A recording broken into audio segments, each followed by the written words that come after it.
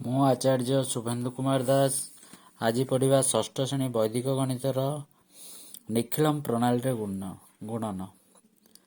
ପ୍ରଥମେ ଆମେ ଜାଣିବା ଗୁଣ୍ୟ ଗୁଣକ ସମାନ ଥିଲେ, ତାପରେ ଜାଣିବା ଗୁଣ୍ୟ ଗୁଣକ ଠାରୁ କମ୍ ଥିଲେ, ଆଉ ତାପରେ ଜାଣିବା ଗୁଣ୍ୟ ଗୁଣକ ଠାରୁ ବେଶୀ ଥିଲେ।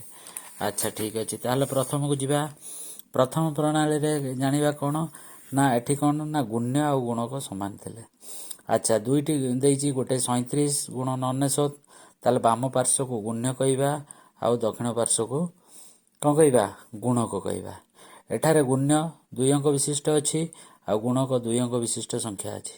ତେଣୁ ଏଠି ଗୁଣ୍ୟ ଆଉ ଗୁଣକ ସମାନ ଅଛି। ଆଚ୍ଛା, ଠିକ୍ ଅଛି। ତାପରେ ପ୍ରଥମେ ଏହାର ସୂତ୍ର ହେଉଛି ଏକ ନ୍ୟୁନନ ପୂର୍ବଣ ନିଖିଳମ ନବତ ଚରମମ ଦଶତ।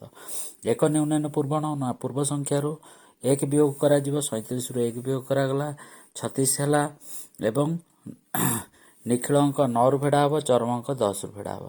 ଏଠାରେ ଚରମ ଅଙ୍କ 7 ଅଛି, 10ରୁ 7 ଗଲେ 3 ପାଇବା ଏବଂ ନିଖିଳ ଅଙ୍କ 9ରୁ ଫେଡ଼ା ହେବ, 9ରୁ 3 ଗଲେ 6। ଆନ୍ସର ହେଉଛି 3663। ବୁଝିହେଲା? ଆଚ୍ଛା, ଦ୍ୱିତୀୟ ପ୍ରଣାଳୀକି ଯିବା।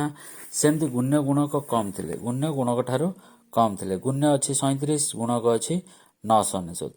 ଏଠି ଅଙ୍କ ଗୁଡ଼ିକୁ ସମାନ କରିବା ପାଇଁ କ'ଣ କରିବା? 37ର ବାମ ପାର୍ଶ୍ୱରେ ଏକ ଶୂନ ଦେବା।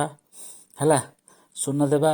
037 ଗୁଣନ 999 999। ବୁଝିହେଲା? ତାହେଲେ 37ର ପୂର୍ବ ସଂଖ୍ୟା 36 ଏବଂ ନିଖିଳ ଅଙ୍କ ଏଠି 03। ନିଖିଳ ଅଙ୍କ 9ରୁ 0 ଗଲେ 9 ଆଉ 9ରୁ 3 ଗଲେ 6। ଚରମ ଅଙ୍କ 7, 7 ହେଉଛି 10ରୁ ବିୟୋଗ କରାଗଲା 3 ହେଲା। ତ ଆନ୍ସର ହେଲା 036963। ବୁଝିହେଲା? ତୃତୀୟଟା ହେଉଛି କ'ଣ ନା ଗୁଣ୍ୟ ଗୁଣକ ଠାରୁ ବେଶୀ ଥିଲେ। ମନେକର ଏଠାରେ ଅଛି 237 ଗୁଣ 99। ହେଲା, 237ର ଏଠି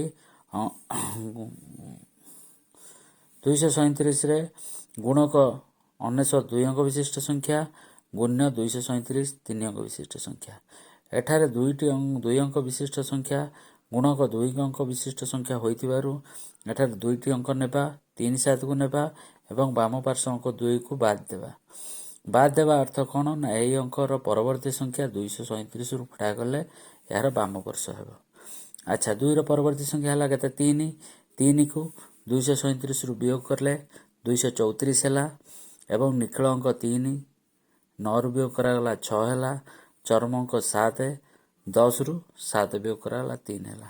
ତ ଆନ୍ସର ହେଲା କେତେ ନା 23463। ବୁଝିହେଲା? ଏଇଟା ହେଉଛି ଆମର କ'ଣ ନା ନିଖିଳମ ପ୍ରଣାଳୀରେ ଗୁଣନ ଆମେ ଜାଣିଲେ।